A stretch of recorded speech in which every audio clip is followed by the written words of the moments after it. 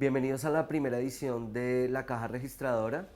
Este es un espacio de la Maestría en Estudios Sociales del Consumo para abordar temas contemporáneos sobre las tendencias de consumo. Hoy con un tema controversial, que es el tema del ecoblanqueamiento, y con unos invitados que son nuestros amigos del Observatorio Publicitario de la Universidad Jorge Tadeo Lozano.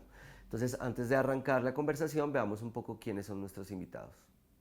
Bueno, mi nombre es Leonardo Talora Cotrino, soy profesor de la Universidad Jorge Tadeo Lozano y trabajo con el programa de publicidad asociado a la Facultad de Artes y Diseño. Mi nombre es Paula Andrea Garavito Páez, soy egresada de la Universidad Jorge Tadeo Lozano y actualmente estamos desempeñando una labor con el Observatorio de Publicidad. Hola, mi nombre es Tania Prieto, yo soy publicista, egresada de la Central. En este momento curso una maestría en la Universidad Jorge Tadeo Lozano en Publicidad y con ello pues hemos venido trabajando en el proyecto del Observatorio de Publicidad, sobre todo en la categoría de sexismo. Bueno, el Observatorio de Publicidad surge como una propuesta investigativa en la Universidad Jorge Tadeo Lozano que convocó a diferentes profesores y estudiantes con el propósito de llevar a cabo esta investigación, la cual consiste en crear un lugar desde donde se observe la publicidad, lo que sucede en la publicidad colombiana, tratando de develar ciertos aspectos que normalmente no son muy tenidos en cuenta ni por la ley, ni por los organismos de control que vigilan a la publicidad, sino ciertamente un aspecto, o lo que nosotros llamamos un aspecto un poco oscuro de la publicidad, o un poco gris, que se llaman las zonas grises de la publicidad, en donde a través de la publicidad se incurre en tres fenómenos que nosotros hemos catalogado como ecoblanqueamiento, sexismo e intimidación. El observatorio, digamos, tiene un fundamento fuerte en un trabajo previo de investigación que hicimos con el profesor Vladimir Sánchez, con el profesor Guillermo López y con el profesor José Castillo y con otros profesores que nos colaboraron precisamente para tratar de crear un lugar desde donde pudiéramos mirar la publicidad, digamos desde donde comúnmente no se la ve. Quizás un poco al margen ese propósito, ya que la publicidad tiene claramente unas leyes que la rigen, ¿sí? Dadas por la Superintendencia de Industria y Comercio, por la Cámara de Comercio Internacional y también por pues las entidades autorreguladoras que hay acá en Colombia. Pero de todas maneras la preocupación que teníamos nosotros es que había ciertos aspectos que pasaban en la publicidad, que sucedían en la publicidad, que normalmente no eran tenidos como problemáticos y para nosotros en realidad sí lo eran. Nosotros conformamos el grupo de investigación, trabajamos con un semillero, del cual aquí están haciendo parte Paula Andrea y Tania del programa. Digamos, era muy importante para nosotros tener el concurso de estudiantes para que podamos volver este proyecto, digamos, con su propósito fundamental, que es pedagógico formativo, y también que estuviera nutrido de diferentes visiones de parte de los estudiantes. En este momento el observatorio ya está en funcionamiento, ya está abierto. Tenemos un lugar en la web que puede encontrarse por la red fácilmente, y en ese lugar que es virtual, nosotros hacemos todo el trabajo de observación y análisis de la publicidad. Básicamente nosotros convocamos a la opinión pública y a la ciudadanía para que participen en el observatorio. Los casos que analizamos nosotros en las tres tipologías, bien sea ecoblanqueamiento, bien sea sexismo o de intimidación, son propuestos por los ciudadanos, por las personas que dicen: aquí una publicidad que nosotros consideramos que debe ser analizada dado que incurre en sexismo. Entonces nosotros lo que hacemos es, desde el observatorio, miramos el caso, lo analizamos y emitimos un concepto público también para que a partir de ese caso se abra un debate. Nosotros hemos tenido un proceso, digamos, un poco lento, porque tuvimos una serie de etapas de investigación, digamos, de conceptualización, diseño del observatorio, y la última etapa fue la de la apertura del observatorio. ya abrimos el observatorio en octubre del año pasado, pero en este momento nos hemos encontrado un poco detenidos resolviendo una serie de temas técnicos y también de tipo jurídico, pero la idea es que ahorita a mediados de este año, del 2019, tengamos el observatorio plenamente abierto. Bueno, dentro de la categoría de sexismo que estoy liderando en este momento en el observatorio, lo que pretendemos es analizar diferentes piezas o productos y anuncios publicitarios que puedan contener elementos sexistas dentro de sus mensajes, dentro de la imagen o dentro de lo que proyecten como comercial o como producto.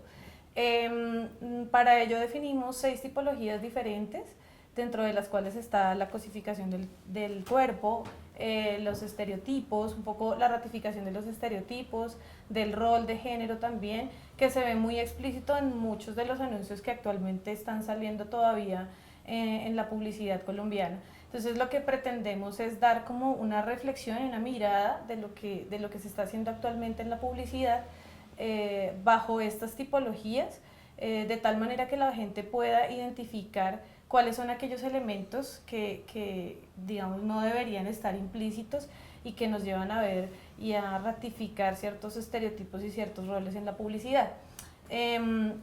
Adicionalmente, lo que pretendemos con que la gente perciba esto, no solamente hacer una pedagogía para que tanto publicistas como personas del medio que están estudiando esto tengan una mirada diferente y puedan hacer propuestas diferentes, sino que también pretendemos que los estudiantes o quien quiera participar de esto pueda hacer nuevas propuestas de aquellas que exponemos y que analizamos y que no deberían contener este tipo de contenido. Entonces esperamos que próximamente podamos hablar a mayor profundidad de este tema en otra edición. Bueno, actualmente nosotros estamos trabajando otra categoría que se llama la intimidación. La intimidación en la publicidad se ve reflejada cuando se busca o se aplica esta estrategia de manera comercial para la obtención de un producto por medio de ese miedo, del miedo a que no obtengamos este producto y no cumplamos con ese sentimiento de alguna manera social. Entonces lo que buscamos desde la intimidación es efectivamente que no se presente más, pero sobre todo que todos los consumidores puedan entender esta categoría, puedan verla y puedan descifrar rápidamente cuando vean una pieza publicitaria, cuando vean un comercial, de qué se trata, por qué me hablan de esto, cuando yo no obtengo ese reconocimiento social o llego a ese estatus social. Actualmente trabajamos 2 tipologías en intimidación y buscamos sobre todo que el observatorio sea un espacio y una herramienta académica para todas, pues para los publicistas y para otras academias. Bueno, Leonardo, para empezar esta charla quisiera que me ayudaras a definir qué es esto del ecoblanqueamiento.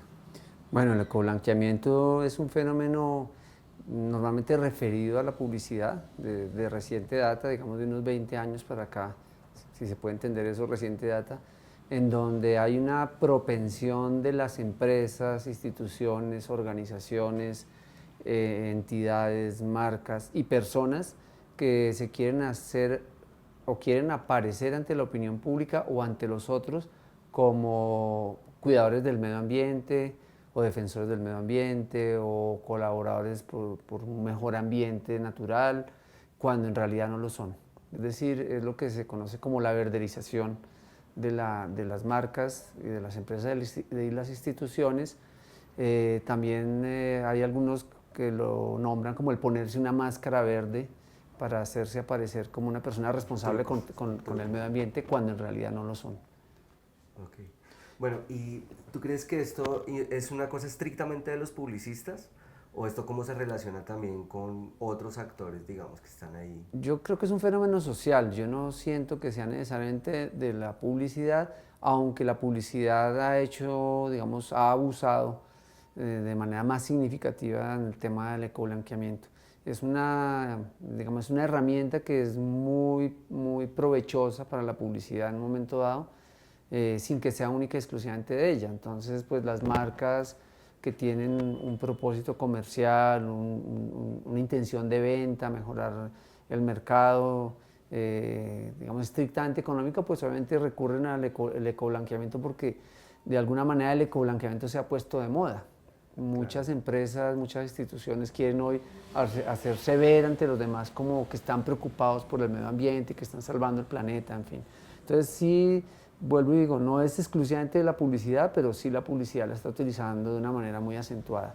Bueno, y uno podría ver que hay una relación también con otras cosas como de corrección política o como de tratar de quedar bien, ¿cierto? O sea, algunas marcas le están apostando a verse, como dices tú, como buenas, digamos, a nivel ambiental, otras también lo hacen, digamos, a nivel social, ¿no? Entonces nosotros estamos trabajando para mitigar un poco las desigualdades, es lo que se ha hablado del consumo ético, ¿sí?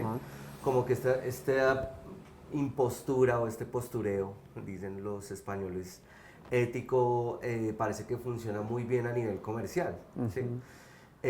Tú decías, esto se relaciona con un fenómeno social e histórico. ¿Cuál es ese fenómeno histórico, social que hay detrás de estas posiciones de quedar bien o un poco como de ver que a través del consumo también se puede cambiar el mundo? ¿Cómo lo ves tú? Pues yo sí creo que tiene una fuerte relación con un tema político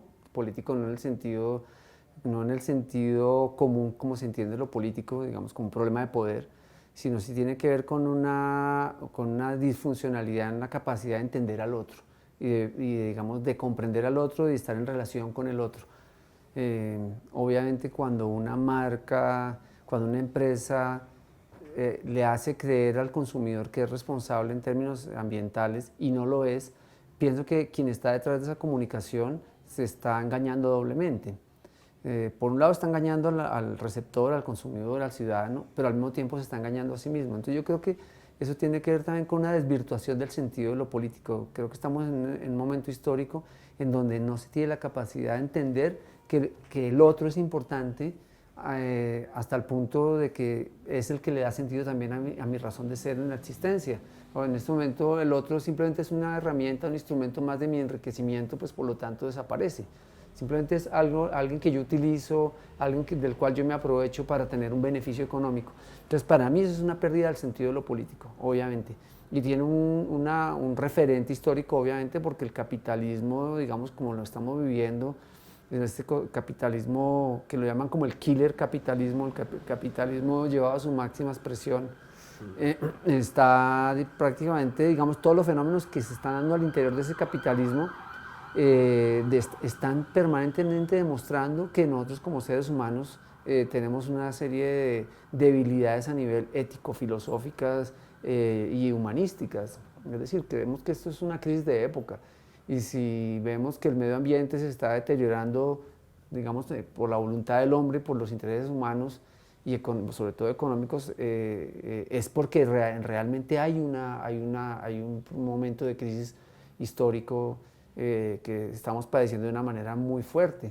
Simplemente que es algo que sobre lo cual no se quiere, digamos, poner la mirada, digamos, como en el sentido estricto, por lo menos en los medios de comunicación, porque de todas maneras los medios de comunicación se lucran de esta maquinaria monstruosa de la economía capitalista.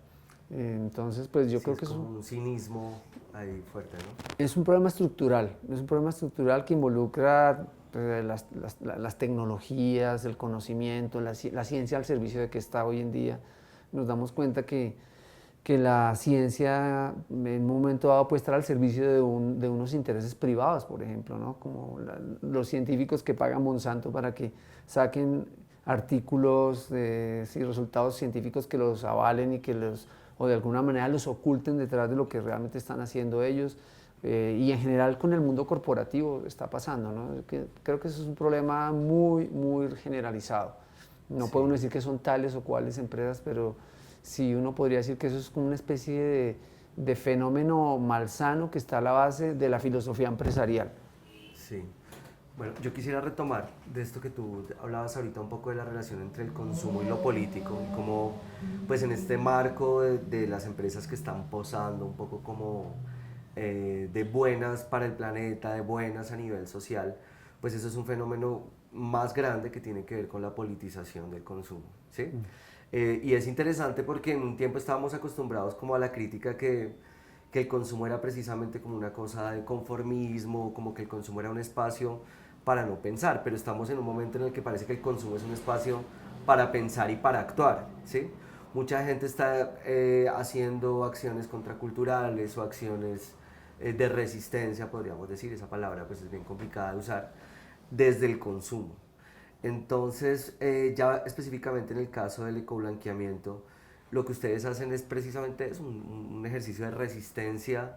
¿Cómo se hace? ¿Qué iniciativas conocen ustedes a nivel social que hagan un poco resistencia a estos procesos? Yo creo que la base de lo que nosotros hacemos, digamos, la preocupación que subyace a los objetivos del observatorio es crear una pedagogía de medios, ¿sí? Es enseñarle a la gente a entender que los medios de comunicación no necesariamente están comunicando, en el sentido, digamos, de su sentido fundamental, ¿sí? Original, que es el de informar, sino que los medios de comunicación en el momento actual y así como está conformada la realidad de las industrias culturales, están al servicio de un sistema económico. Es que creo que el problema también está a la base de ese modelo económico en el cual estamos inmersos, ¿no? Es una economía que, pues, prácticamente una economía que está tendiendo solamente a la maximización del capital, una economía en donde el factor humano, el factor social y el factor ambiental, que son tres muy importantes para entenderlo como un problema ecológico, son secundarios. En realidad lo que prima para la economía es el dinero. El dinero y el crecimiento económico, y parecería que casi que toda la comprensión o el sentido filosófico del humano se está reduciendo solamente a esa idea de ganar más y de acumular más y tener más. Entonces, yo creo que esa es una perversión de la comprensión y de la experiencia política del ser humano, en donde la economía prevaleció sobre todo lo demás. Es decir, los dictámenes de la economía están por encima de cualquier preocupación humana, por cualquier preocupación ambiental. Simplemente que, como lo vemos con el tema de ecoblanqueamiento, simplemente trata de ocultarse para no quedar tan mal socialmente. ¿Y tú crees que, pues en consecuencia de eso, que esta pedagogía de los consumidores puede tener un impacto como de hacerle frente a esta visión económica, a estas cosas estructurales que tú dices? Es decir, ¿tú crees que los consumidores pueden transformar esta situación? Y no solamente los consumidores, esto es un sistema donde los consumidores son un elemento más. Cuando hablamos del sistema estamos hablando de las agencias de publicidad, de los anunciantes, las marcas, estamos hablando inclusive del mismo Estado que está inmerso en esto, que por lo menos debe cumplir un papel importante en términos del control, los ciudadanos comunes y corrientes, todos tenemos que ver con este fenómeno. Y yo sí creo que el hecho de que haya un mecanismo, un instrumento por medio del cual se haga ver que las empresas están mintiendo, o por lo menos están tratando de ocultar ciertas realidades, eso es importante. Por un lado, porque desmitifica, ¿sí?, esa idea de que la economía es quizás o lo único importante. ¿Sí? Es decir, es importante, creo yo que es fundamental que se vea que se están haciendo mal las cosas también, que muchas de las decisiones que se están tomando, donde aparentemente y entre comillas se cree que es un bien común, no lo son, sino simplemente se externalizan, lo que se llama externalizar costos, ¿sí? Normalmente quienes pagan los platos rotos de todo de estas dinámicas económicas son o el medio ambiente, que es el que tiene que dar la materia prima, o las personas que trabajan para ese sistema endemoniado, en donde son esclavizadas o son, digamos, sobreexplotadas para que esto funcione. Entonces, esa externalización se ve y es importante que la gente lo vea. Pongo un caso particular, y eso me parece importante ponerlo como en el espacio público. El Observatorio de Publicidad de París, que se llama Observatorio Independiente de la Publicidad de París, surgió solamente preocupado con los temas de ecoblanqueamiento y siempre se ha mantenido interesado y focalizado en los temas de ecoblanqueamiento. Hace 15 o un poco más de años surgió el Observatorio en París. Ellos han desnudado tanto, han mostrado tanto a la opinión pública y han generado tanto debate en relación con el papel que cumplen las empresas, que ya hoy en día, ellos me lo han dicho a mí, ya no somos necesarios. ¿Por qué? Porque ya ya toda la ciudadanía, ya todo el gobierno, inclusive lo que han hecho es que hay un control social y jalonan la ley. Aparecieron leyes que regulaban el ecoblanqueamiento que antes no existían. Ellos lo que hicieron fue eso, hacer un trabajo pedagógico para jalonar la ley, que en últimas creo que es lo que nos interesa a nosotros, que en algún momento dado aparezcan leyes en donde se controle esta manía de estar diciendo que somos responsables con el medio ambiente cuando detrás de eso están contaminando o están afectando de una manera muy fuerte, muy grave el medio ambiente. Yo quisiera que nos contaras un poco cómo es el proceso metodológico que ustedes tienen. Digamos, ustedes identifican un caso, lo someten a unas preguntas. ¿Cómo es este asunto de identificar un caso? O sea, desde que alguien les dice, mire, hay que ver esta pieza, hasta el momento en el que ustedes publican algo en el observatorio, más o menos, ¿cómo es este proceso? Es muy básico. Nosotros simplemente hacemos un ejercicio, bueno, digamos, en dos frentes. Uno con los semilleros de investigación, o sea, los chicos del semillero están pendientes de casos, pero también la ciudadanía. O sea, cualquier persona que vea una publicidad que incurra en ecoblanqueamiento puede escribirnos dentro de la página y decir, nosotros somos una página web, puede decirnos, este es un caso que a mi modo de ver es de ecoblanqueamiento por tales y tales razones. Nosotros simplemente entramos a mirar el caso, nos reunimos un grupo de profesores y de estudiantes y de personas de fuera también, porque esto es una cuestión de participación ciudadana, y de otras universidades, discutimos el caso y si vemos que ese caso incurre en ecoblanqueamiento, lo analizamos ya bajo la lupa de nuestra metodología, que es simplemente analizar con unas tipologías. Nosotros tenemos una malla de análisis. Unos criterios. Unos criterios. Esos criterios simplemente uno los pone los casos sobre esa malla de análisis y simplemente le arroja los resultados. Entonces nosotros simplemente hacemos ese trabajo y una vez tenemos ese análisis realizado, pues lo publicamos en la página. Ok. ¿Y hay algún caso que nos puedas contar de los que ustedes han publicado? Pues, digamos, ahorita nosotros tenemos muchos casos represados que no han sido publicados y que van a ser publicados ahorita este año. Realmente nosotros abrimos no hace mucho, en octubre del año pasado, y debutamos con el caso de la lagartija de Ecopetrol. En realidad ese era un caso que para nosotros era emblemático porque nos parecía bastante descarado que una empresa que explota hidrocarburos como es Ecopetrol pudiera hacerse pasar ante la opinión pública como muy ambiental o ecológicamente responsable mostrando una lagartija en su logo símbolo. Entonces nosotros hicimos el análisis del caso y ya lo tenemos montado en el observatorio. Ahorita viene el proceso de montar, tenemos 8 o 10 casos más que, guardadas las proporciones, son muy similares a los de Ecopetrol.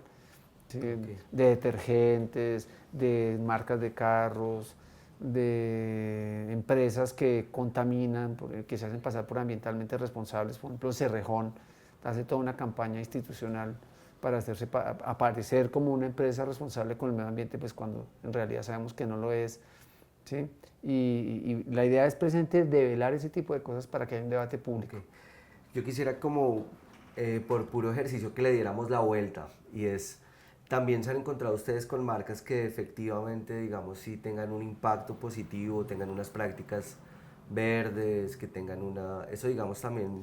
Está contemplado en el observatorio, pero no hemos tenido tiempo realmente de abrirle un buen espacio a eso. Digamos que sí lo hacemos, hasta el momento digamos está dentro de nuestro propósito, porque también es mostrar el sentido de responsabilidad que hay en la publicidad, y eso para nosotros es fundamental, no solamente quedarnos en la crítica, sino mostrar que se hacen cosas bien, por lo menos ajustadas a unos parámetros mínimos, pero lo que te digo, no hemos tenido el tiempo de hacer eso. Lo que hemos hecho es hacer entrevistas a publicistas que hacen campañas de bien social y público, o campañas que tengan un carácter positivo, afirmativo, cohesionador en relación con la responsabilidad social ambiental. Esto me parece también muy interesante porque ¿cuáles o qué dicen los publicistas con respecto a esto? O sea, esto es una cosa que emerge un poco de manera espontánea en un proceso creativo, o es algo que la marca le pide, que tiene de alguna manera como una presión de tomar esta decisión de ecoblanquear la marca.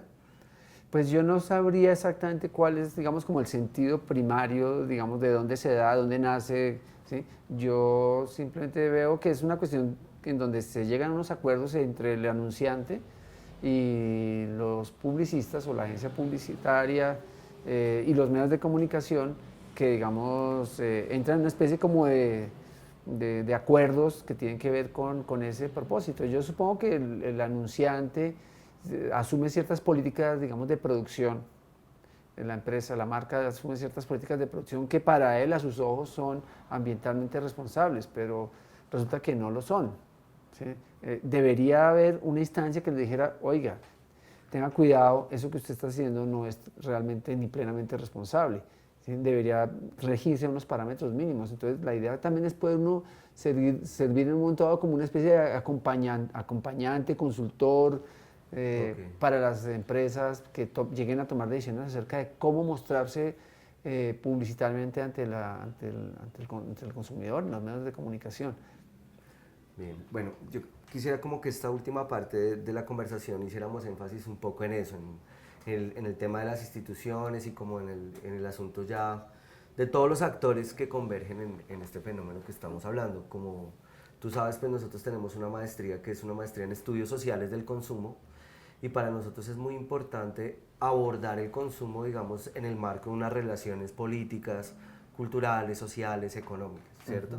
Y pues eso implica hablar de actores, implica hablar de capitales, implica hablar de tensión también entre la gente, ¿cierto? Y pues esto que tú nos presentas pues muestra evidentemente esa tensión entre los distintos actores.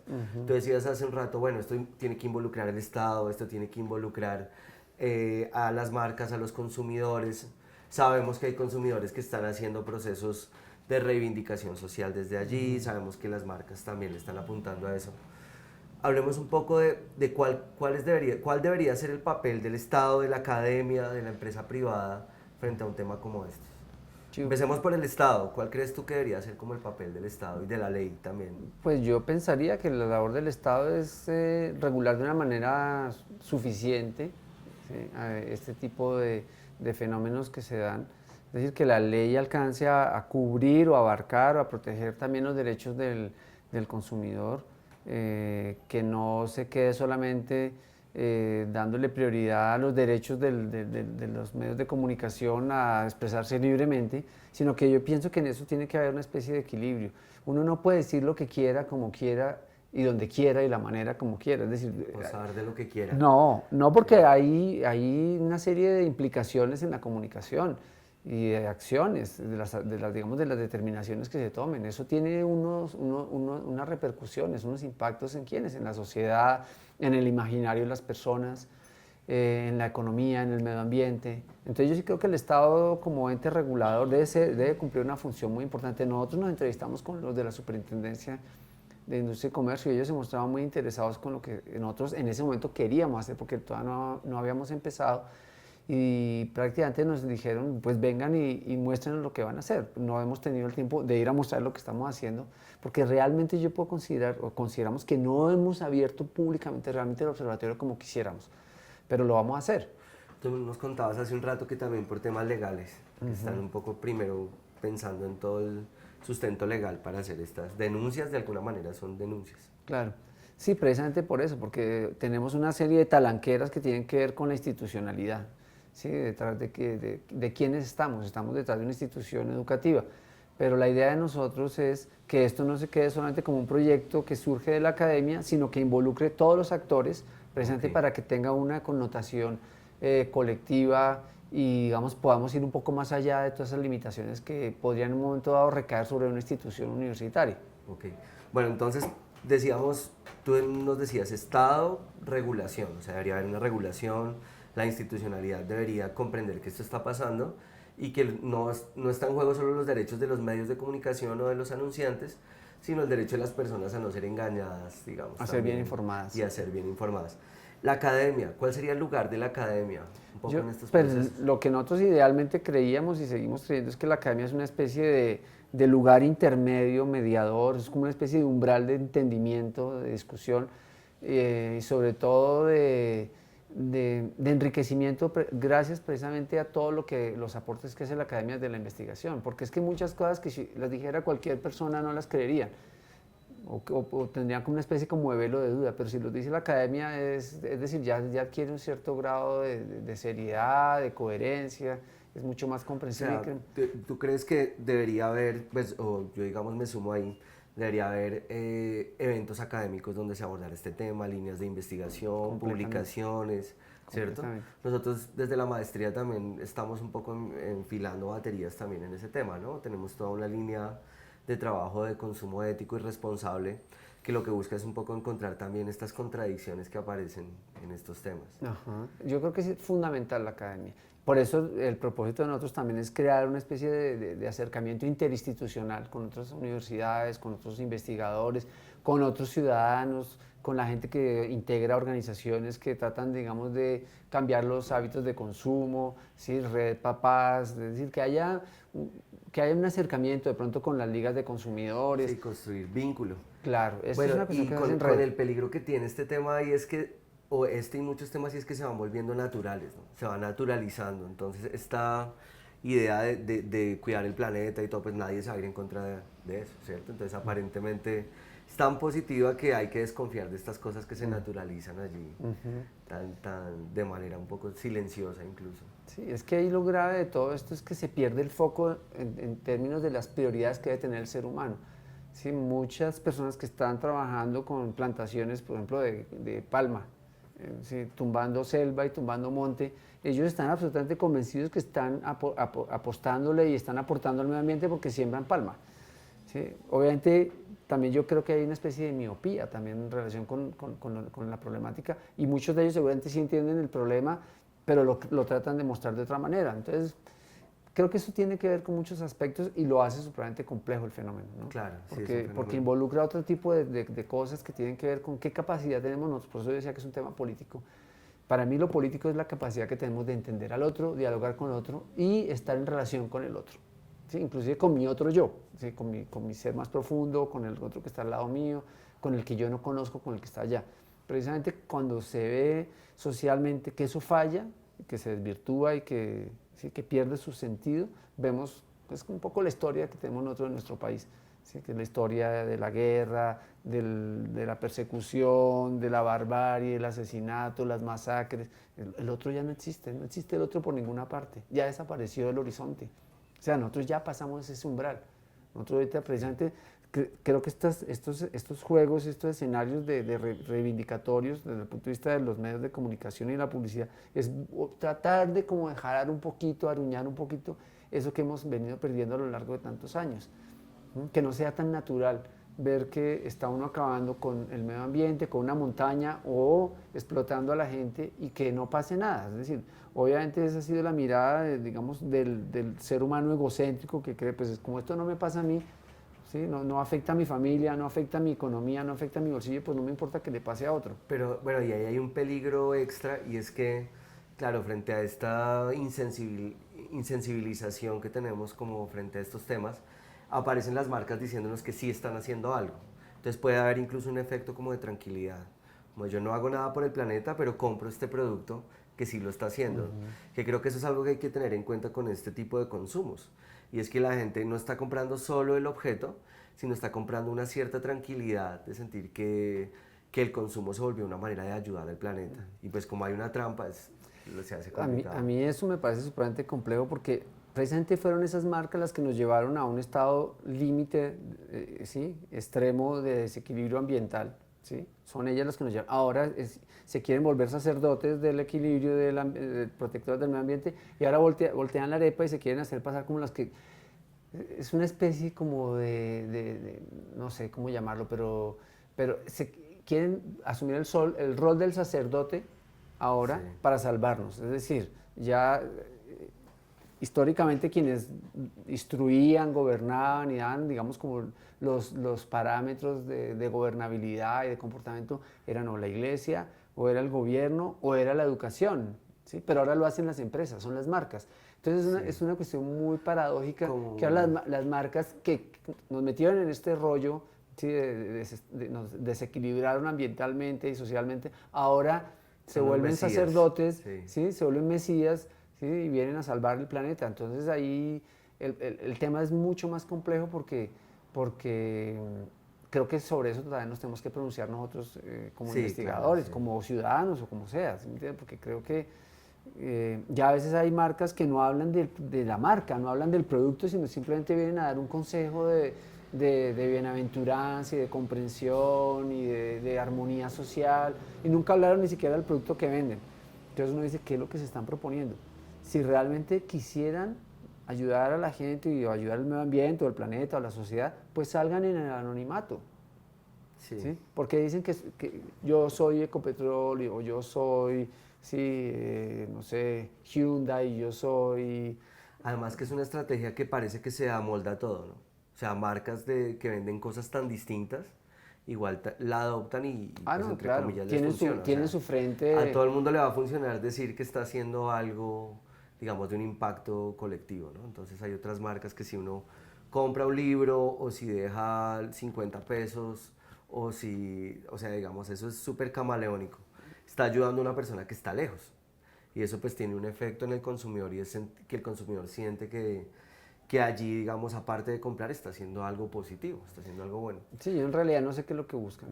Para mí es tan complejo que no sé qué es lo que buscan, porque de todas maneras el centro de su acción económica es igual, está intacto, siguen produciendo en exceso, se genera un consumo en exceso que está afectando al medio ambiente, pero ahora en medio de todo eso, o sea, no quieren bajar las ventas, pero al mismo tiempo quieren hacerse aparecer como responsables, cuando en realidad no lo son.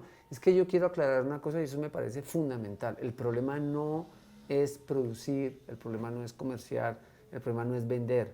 El problema es cómo me hago yo aparecer detrás de estas acciones. O sea, que una empresa diga yo produzco, yo fabrico, yo ofrezco servicios y reconozca eso de la manera primaria, como lo debe ser, eso está bien. Sí, porque al fin y al cabo es la empresa y estamos viviendo en un mundo en donde la empresa es fundamental. Sí, no, pero yo entiendo que la intención no es satanizar las empresas no, o el sector industrial. el ¿no? problema es cuando la empresa cambia el discurso y hace lo mismo, pero ahora bajo la fachada de que lo hace muy bien en el sentido digamos, de un bienestar común. Es que es el problema, nosotros no nos vamos contra la marca, nosotros nos vamos contra la comunicación. Contra el efecto ideológico de ese tipo de Claro, comunicación. ese es el problema para nosotros. ¿Sí? Porque todos entendemos que para fabricar un lápiz hay que cortar madera, ¿sí? Hay un impacto, ¿sí? Hay una huella de carbono, todo, cualquier acción humana tiene eso. O sea, no podemos negarlo. Pero de ahí a que una empresa, una entidad, una organización o un político se quieran hacer pasar como ambientalmente responsables, ¿sí? Y engañar a la gente con esa imagen, eso es lo que a nosotros nos parece que no debe ser. Bien. No, bien, bueno, entonces ahí, digamos, cerraríamos un poco con eso, ¿no? O sea, un poco la propuesta es un Estado que regule y entienda, una academia que investigue y que publique cosas y una empresa que se cuestione frente a esas prácticas mesiánicas. Y una ciudadanía que Y reaccione. una ciudadanía activa, claro, unos Claro. consumidores que pues un poco se pregunten si esta oferta de las marcas de cambiar el mundo a través del consumo es una estrategia discursiva o puede tener algo más. Leo, te agradezco muchísimo, la verdad, por, con mucho por esta gusto. charla. Me deja un montón de preguntas y esperemos que podamos hacer más cosas con el observatorio. No, hasta ahora estamos empezando. Esto ahora de estamos aquí en empezando. adelante viene lo bueno. Sí, así es. Bueno, gracias a ustedes por la invitación.